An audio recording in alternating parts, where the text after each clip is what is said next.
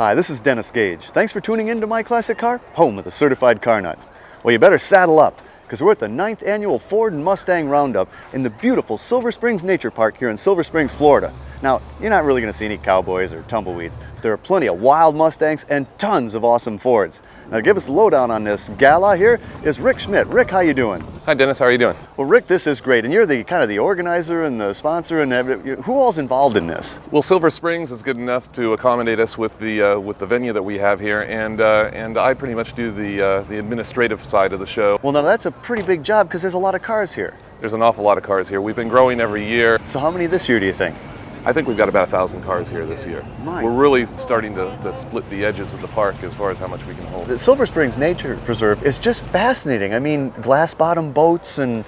That's the key to this show's success is Silver Springs, I believe, because not only can you come and have a relaxing day with the cars, but you can bring the kids and ride on glass-bottom boats. There's giraffes you can feed. There's a place for kids to play at the Kids Ahoy playground. There's just something for everybody here. What's the criteria? Just sporting the blue oval? It just has to have a Ford engine under the hood, and that's about all That's it about takes. it. Wow, Yeah, we've had a Miata with a 302 in it here before, and that was good enough. That's very cool. Now, you've got 9 years under your belt? 9 years under our belt, yes. And it started out as how big a show? Started out as a show that was actually organized by a club down in Orlando. I always thought the venue was beautiful, but they were only really bringing in about 100, 120 cars. So I tossed the idea at them, and I talked to Silver Springs management at the time. Why don't we build this thing if we can get an agreement where the participants can participate for free? I think we can build a bigger show. I don't think you could have a fuller show field, and I've seen some great stuff out there. In fact, I wouldn't mind getting around and checking a few of these Mustangs out. There's a few neat cars that I've seen we might want to take a look at. All right, let's do it.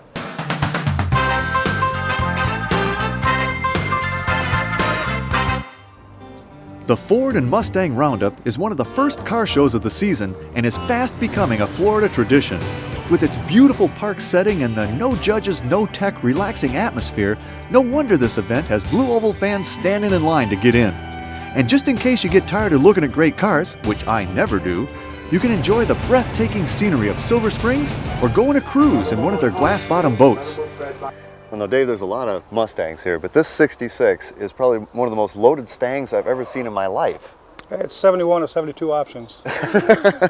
That's quite a few. Now, the color even is pretty unique. What is this? Sahara Beige. It's beautiful. It was a one-year color from 66 only. There's supposed to be two left, mine and a fastback in New Orleans, Louisiana. Wow. Well, I mean, from one end to the other, I mean, you got stuff that I've never seen, like these things. Very rare. That's probably one of the most rare things on the car. The set on the back are the horseshoes, and the front's got the pony head. The thing that caught my eye, and the thing that sucked me into this car when I was walking by, was the headrests. There's supposedly one other Mustang with headrests. But it was an option you could It was have. an option. They came with the car. Wow. And you've got like every imaginable other tchotchke item you could have. What all do you have in here? Trouble light that plugs into the cigarette lighter. That was a little $2.50 trash container. Tissue dispenser? That's another dealer item with the original box from 1966 of tissues unopened. Never opened. So Never not opened. only, how old was this person you bought this from? I bought the car from her 4 years ago. She was 83.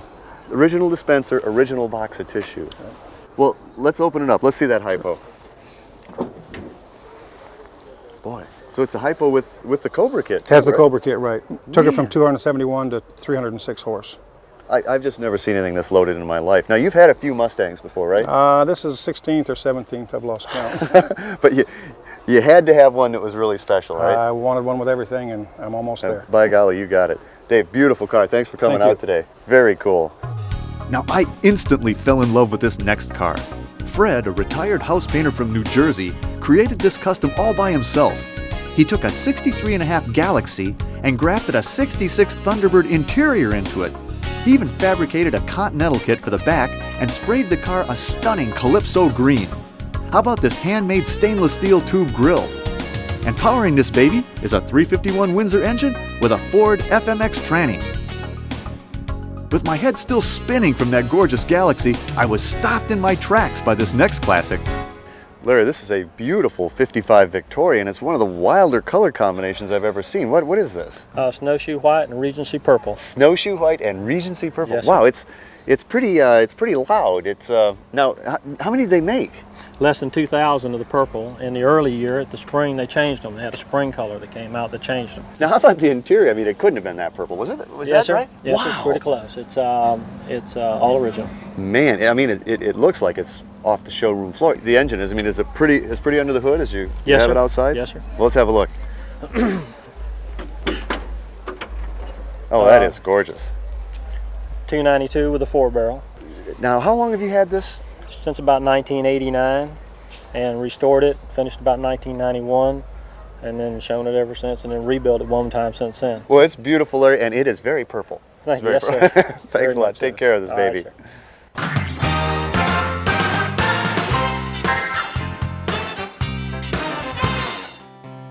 Sometimes you find the most remarkable automobiles in the most unlikely places. Such is the case with this very rare, very beautiful Ferrari 275 GTB, which resides in Roberts, Illinois, and is owned by Sean and Todd Cody.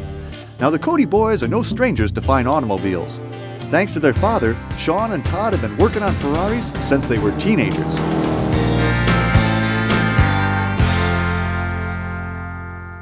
Well, we got a crisp autumn day here in central Illinois with Sean Cody. Sean, welcome to the show. How are you, Dennis? I'm doing great. And this extremely cool 275 GTB Ferrari, possibly my favorite car on earth. Now, Sean, this is actually you and your brother Todd's car, right? Yes, Todd and I own this car together, and we're kind of in the same boat you are. We've always thought a 275 GTB was the most beautiful Ferrari, and probably one of the most beautiful cars ever built. It is, just the lines, it's stunning and everything. But this, when you guys got this, it didn't look like this. This car had been totaled, is that right?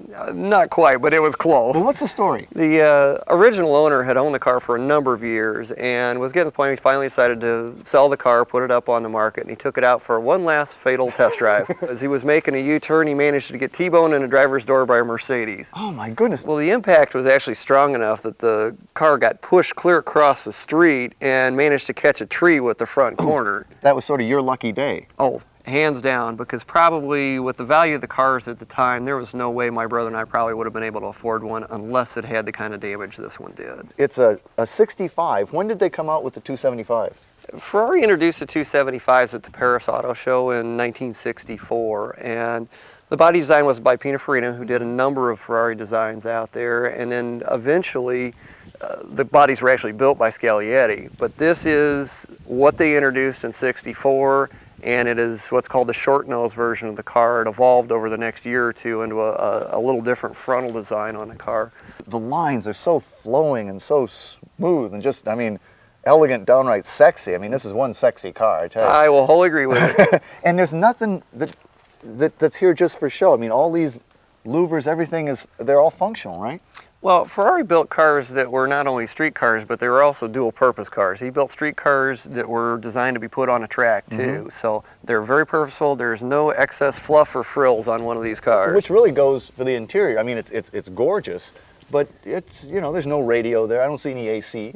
No, we don't do radios, air conditioning. It's like, if it's there for a purpose and a reason. Just the gauges you need. Now, the color combination, too, is fabulous. I've never seen one in this kind of steel blue, but it almost makes the car. This is a factory paint color, original color for the car, and actually Pininfarina, who designed the car, his personal car was this paint color Oh, no kidding. too. So he liked it too. He thought that was a good color for the lines on the car. But you know, it swoops down in the chopped off deck here, almost, you know, Shelby Daytona coupe took a few cues. Took lessons from it. Yeah, I think so.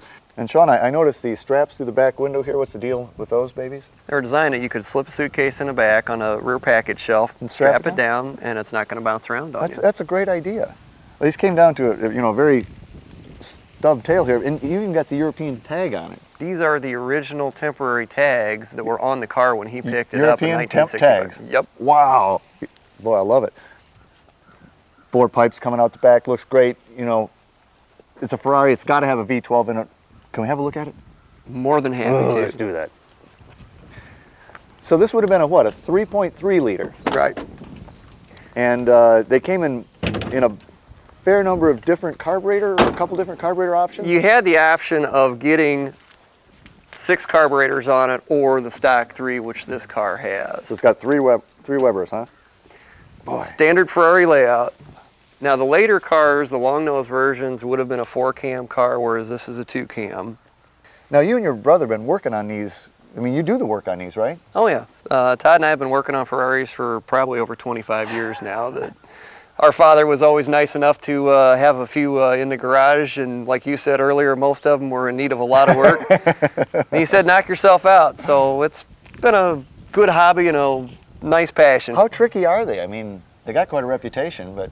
You know, realistically, they're so well made, and their machining in them is absolutely phenomenal. This car's got 54,000 miles on it, and that original engine has never been opened up. And again, really a testament to what a great engine it was to begin with. Oh, they built just wonderful machinery.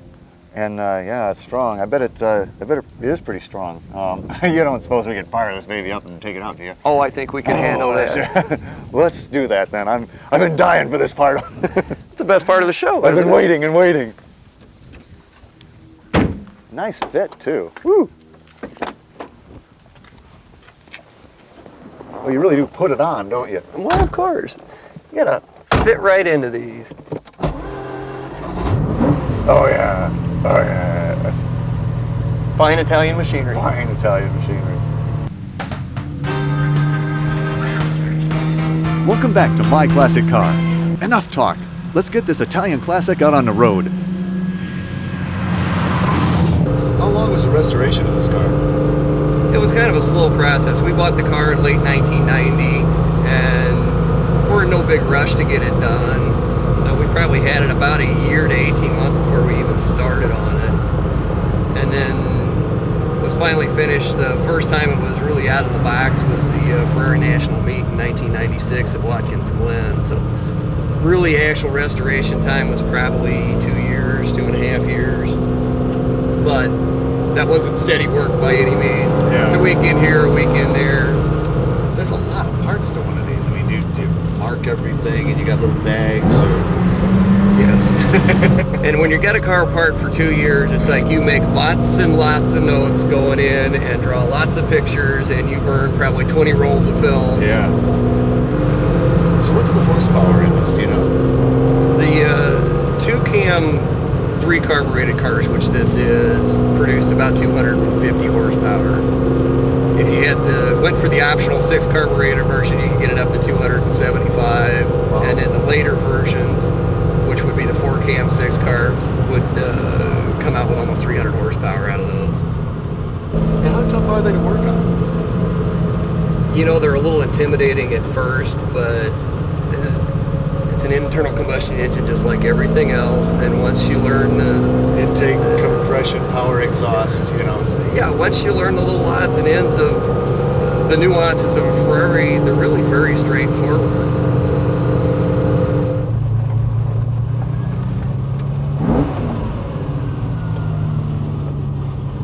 Wow. Fabulous. These are wonderful cars to drive, Dennis. So comfortable. Such a great performer. Sean, you and Todd do great work. Thank you. Car's been a pleasure to own, and you can't beat them. Oh, you sure can. We must do this again sometime. Anytime you're in town, we'd be more than happy to have the excuse to take it back out. You're on.